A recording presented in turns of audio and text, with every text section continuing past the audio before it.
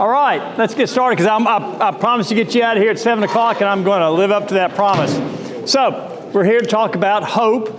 The theme of the first week of Advent is hope, and this isn't Nativity's theme, it is the church's theme. So I'll begin with a little audience participation. How do you define hope? We use the word hope all the time. How do you define hope? Somebody give me a definition. Something you wish for. Sir? Expectation. A belief that good things will happen. Belief that good things will happen. Okay. Anticipation. Anybody else? Is there a difference between hope and wish? Is there a difference between hope and wish? Yes. All right. What's the difference? I don't know. All right. Somebody help Taylor. Once again, Taylor's mouth has gotten ahead of everything else. I do think hope is more grown up than wishing. It's more mature. It's a more mature form of wishing. So we wishing seems a little immature to me. We wish when we're 10, right, and we hope when we're 60. Yeah, that's what I say. Yeah, I'll at least give you that much. No, I'm not. Don't you give me anything. I'm just making sure I understand what you're trying to say. Operative word, trying. But what's the difference between wishing and hope besides age? Hope seems like it's more likely to happen. More likely to happen. Wish is just kind of put it. Okay. Well, let's see what Mr. Webster has to say. Hope is the feeling that what is wanted can be had, or to feel. Remember, it can be a verb or it can be a noun, or to feel that something desired may happen. So let's stop with that. When you say I hope for something, is it a matter of certainty? No. A little bit of doubt there, isn't it? Yeah. Now we're getting to wishing right now, okay? Mr. Webster has this to say. I kind of feel like Bob Barker. Door number 2, or door number 3, wish. To want, desire, long for, to desire a person or thing to be, or to wish the problem settled, and so forth. I think the distinction between wish and hope, as I see it, and as I've read a bunch of definitions, I think the distinction is in a matter of degree of maybe probability. It's, in other words, the difference I see is bound up in the likelihood that the wish or hope will come true. Hope, it kind of carries with it that the event or the thing or whatever it is that's hoped for has a very realistic chance of happening. Wish is more, And to go back to my buddy Taylor, I'm with you on this. When I was a kid, every year, I'm talking about when I was 5 and 6 and 7 and 8, I wished for Christmas for a horse. Our backyard was about a third of the size of this room. And there wasn't one chance in the world I was ever going to get a horse, and I knew it, but I could still wish for it. And by the way, as an aside, thank God, because I'm violently allergic to horses. So there you go. But as I got older, when I was 12, I began to hope for a bike, and lo and behold, one Christmas I actually got a bike. So I think the likelihood of it happening is the distinction. So here, let's add a little layer to it. We've defined hope and wish as we use it in everyday terminology. What is Christian hope? Helping Christ. Sorry? Helping Christ. Helping Christ? Hoping. Hope. In Christ. Hope in Christ. Yes. All right. What does that mean? You put your faith in Christ. Okay. Anybody got any other ideas? That's good. It's good. That's what we're going to explore today, is what is Christian hope. Before we get into it, it's important that we recognize that this is important stuff. Hope carries with it significant power. And this was dramatically evidenced, illustrated in a series of experiments that, what's his name? Kurt Richter conducted in the 1950s at Johns Hopkins Hospital, or Johns Hopkins University, rather. This was a series of experiments with rats. These experiments could not be performed today because of ethical, animal rights issues. But in the 50s, they could be, and they were. And what Richter did in phase 1, he took large glass containers partially filled with water and put rats in them, one rat at a time, to see what they would do. Now, rats, by the way, are incredible swimmers. Incredible. Can swim for long, long periods of time. And the rats would typically investigate their surrounding, recognize pretty quickly that there was no way of getting out. Richter designed it so there's no way the rats could climb out. And they realized that very quickly, and very soon simply gave up and drowned. Some in a matter of just a few minutes. Then Richter had phase 2 of his experiment. He took another batch of rats, because the first batch were dead. Hard to work with dead rats. And for these rats, he would put them in, and just before, when they gave up, just as they were about to drown, he would rescue them. Repeated this many, many times. Waited a while and did the whole experiment over, put them back in the water. Now they had some hope, and they swam for hours and hours and hours. And the only difference was they had an experience that gave them some sense of hope.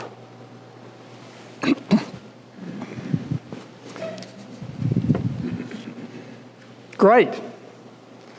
But does Christian hope mean that we're just rats swimming, hoping that God will rescue us from the water? We may have maybe it's not a wish, maybe it's a hope, or we have an expectation. Is that what we are? Just rats swimming, hoping God will rescue us? We're going to get to that. Very good. The answer to that's no. This is why Christian hope differs from hope as we use it in the secular world. I have 30 minutes to cover the notion of, actually now I have 25 minutes to cover the notion of Christian hope. Jürgen Moltmann wrote this book on it in the 1960s. This is one of those great books that you read about 1.5 to 2 minutes per page. That's how dense it is. But a lot of what I have to say comes from what Jürgen Moltmann said. Much of what Moltmann said, I don't understand, because he's a lot more smarter than me. Some of what Moltmann said I disagree with, but what I understood, other than that, what I understood with was pretty spectacular. And so I'm using a lot of this. Moltmann, one of his cornerstone theses in the book, Theology of Hope, is that our hope is bound up in the theology of the eschatology. The eschaton, if you will, are the end times. And the Episcopal definition, if you look in the Episcopal dictionary, and yes, there is such a book, an Episcopal dictionary. I have it behind my desk. I use it all the time. It's a great resource. Here's the definition of the eschaton. It is the end of history when God will act decisively to establish the divine rule of justice and peace throughout the created order. Eschatology is we all hear a lot about end times and so forth. In Orthodox Christian thought, in the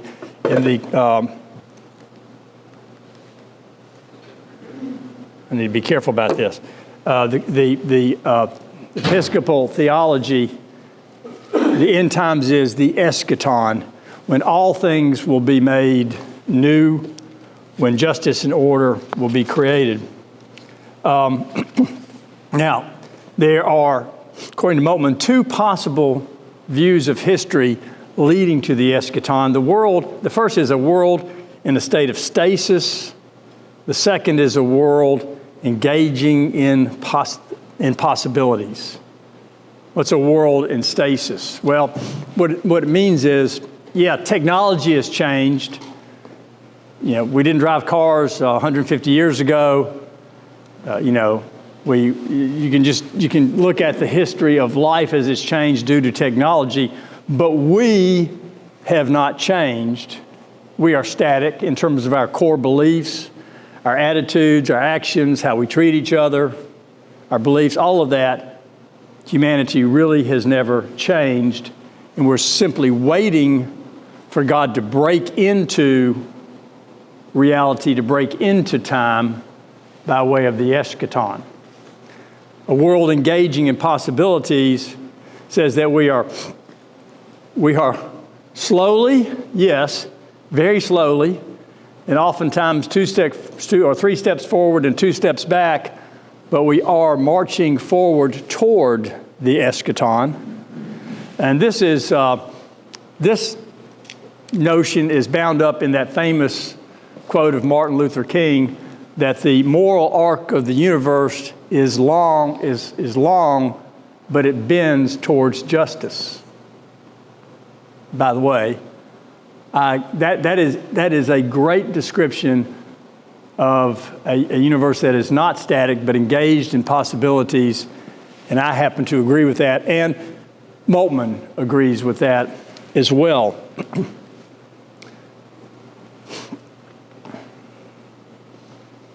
Now, let's talk about realism versus hope. We all, from time to time, many of us say, well, I'm a realist. I'm a realist. Theology of realism is a theology based upon the current state of the world.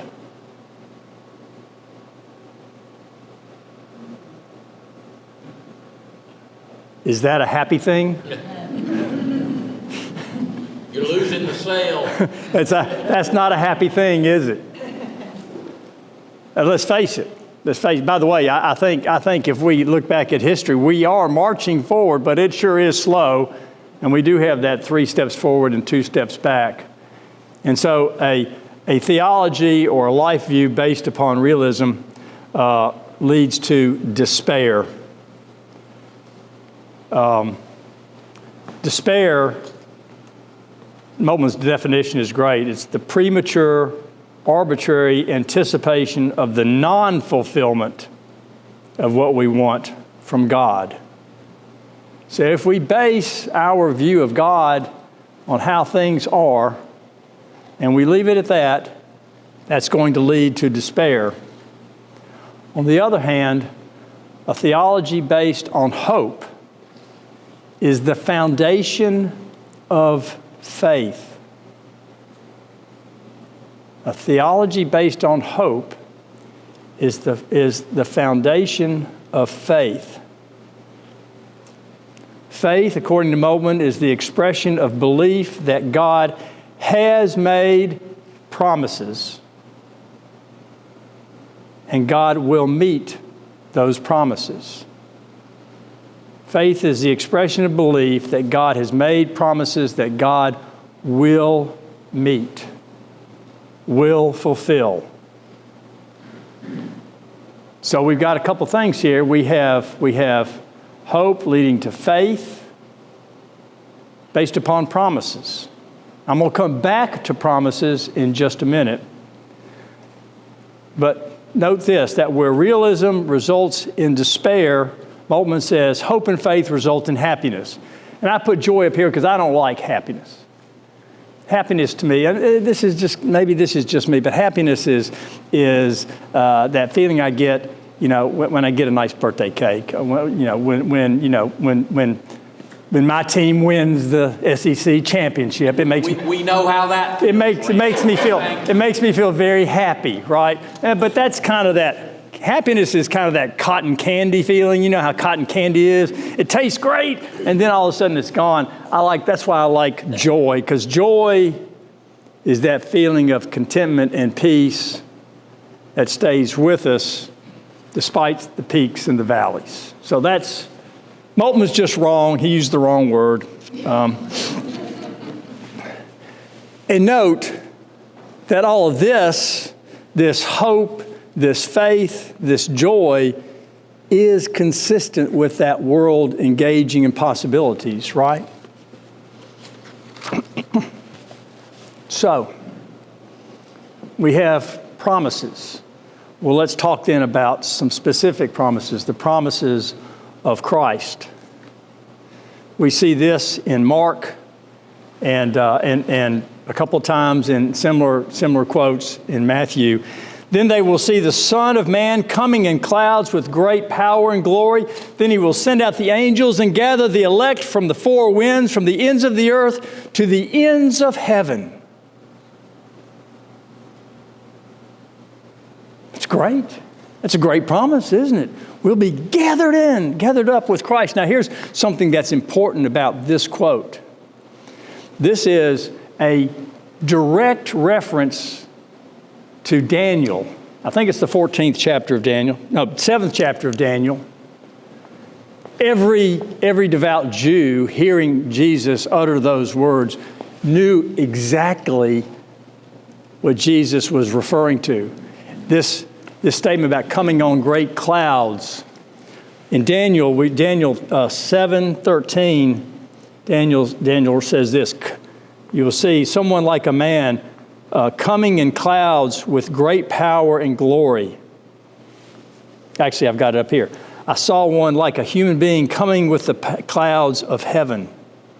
This was in the middle. This is a part of Daniel's eschatological vision.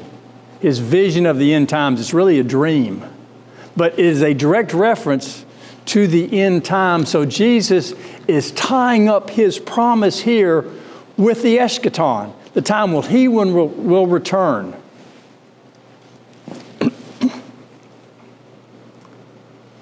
Elsewhere, Jesus says, for example, my Father's house, there are many dwelling places. If it were not so, would I have told you that I go to prepare a place for you? And if I go and prepare a place for you, I will come again and I will take you to myself so that where I am, there you may be also.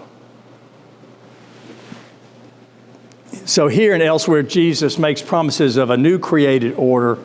And this is an order where, if we want to quote Revelation, the place where God will wipe away every tear from their eyes. Death will be no more. Mourning and crying and pain will be no more. See how this is all bound up in this eschatology. So the eschatology, the promise of this new created order where there are no tears, there are no crying, there's no sighing, no mourning, M-O-U-R-N, all bound up with Christ's return. That is the promise.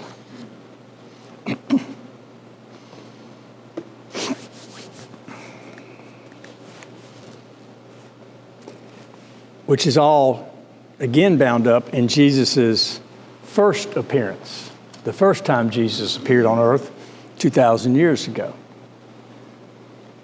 And there are several things that we take from that ministry of Christ in the world.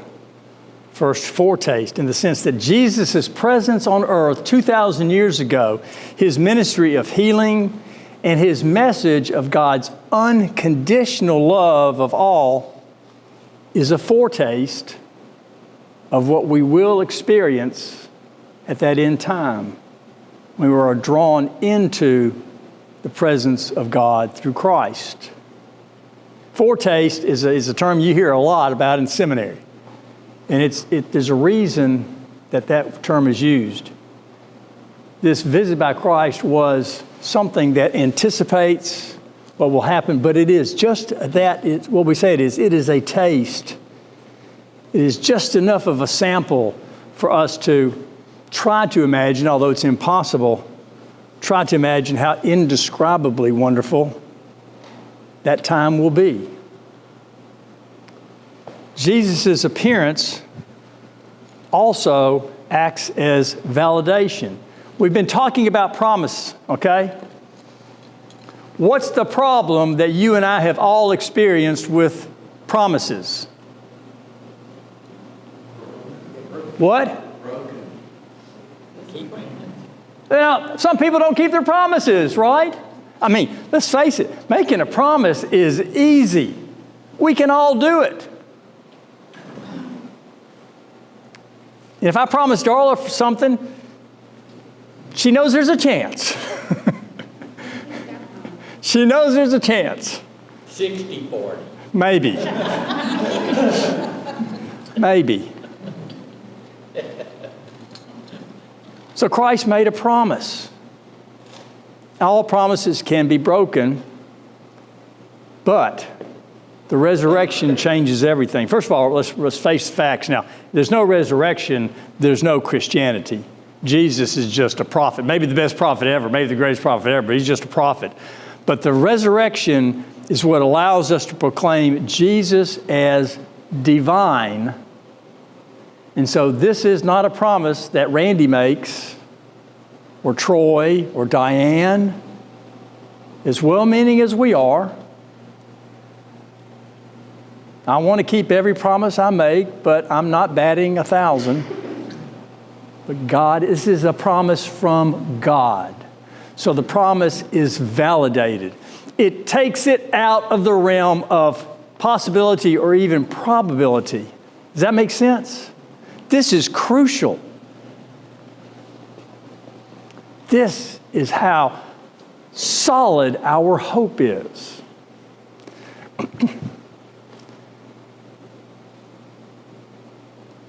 But, and there's always a but, isn't there?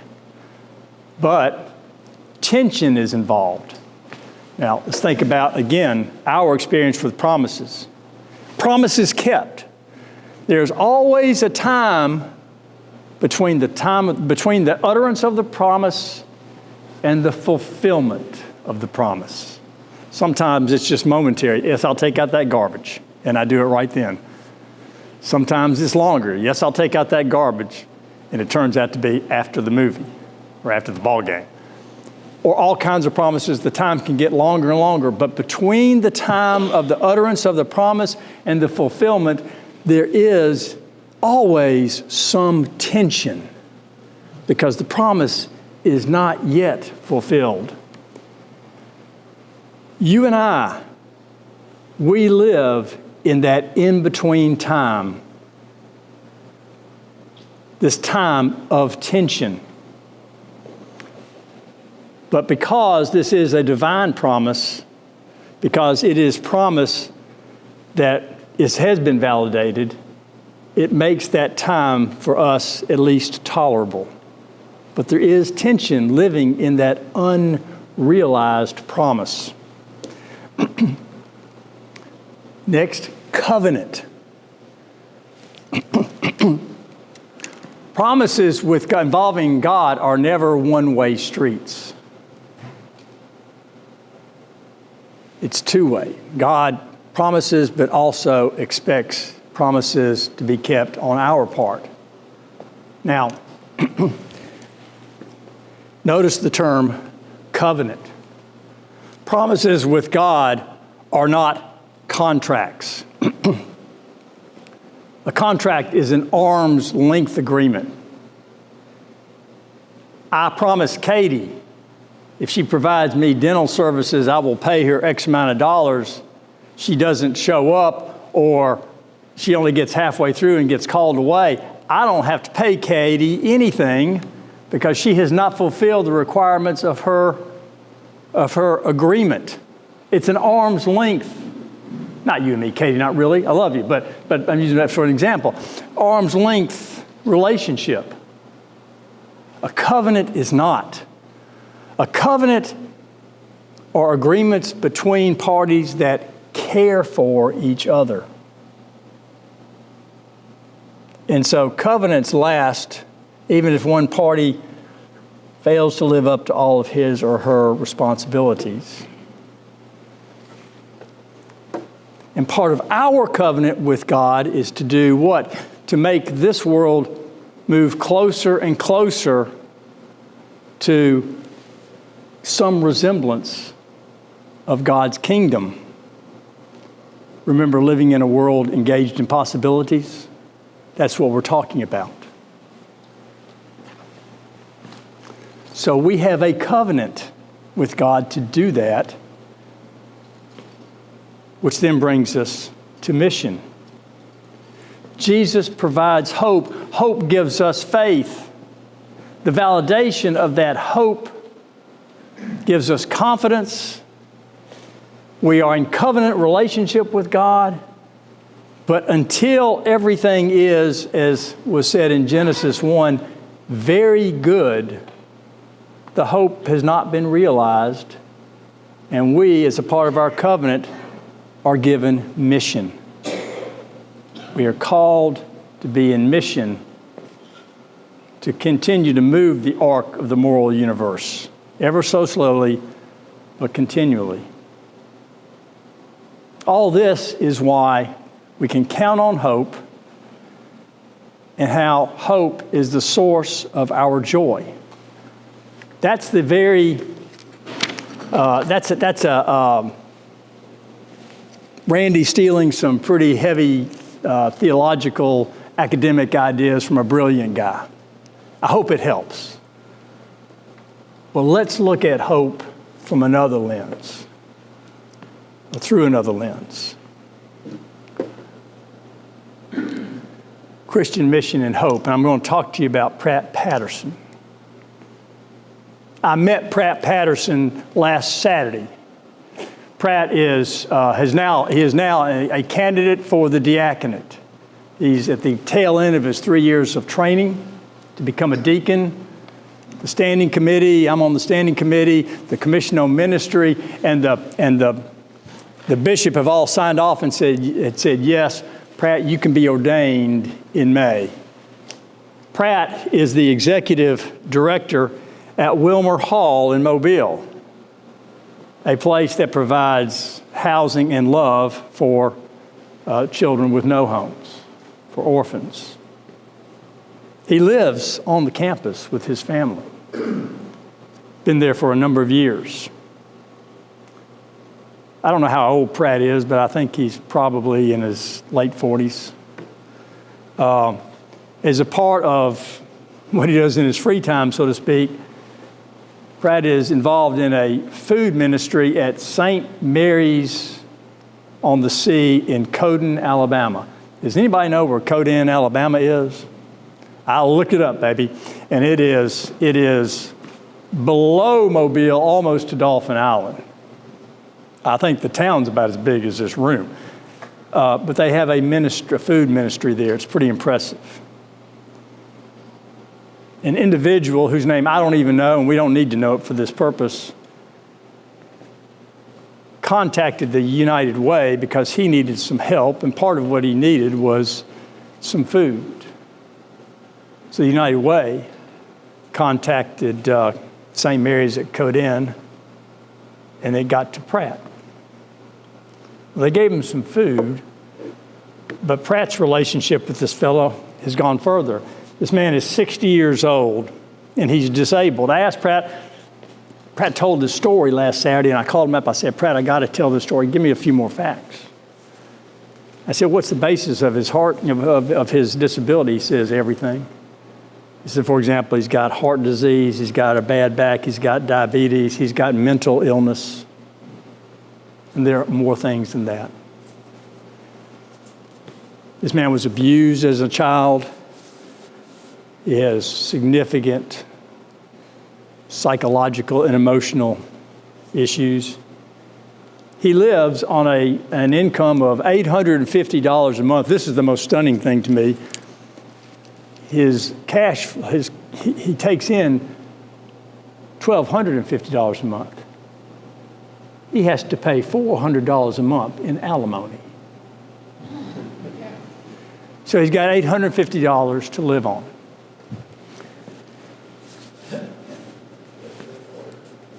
In the last... Could have been a bad judge.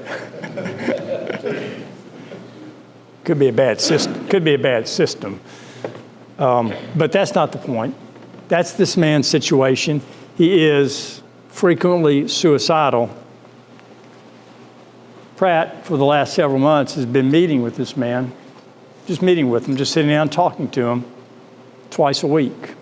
On at least 2 occasions in the last several months, although it was in the past, maybe 4 or 5 months ago, this gentleman was suicidal to the point of being on the verge of acting on it.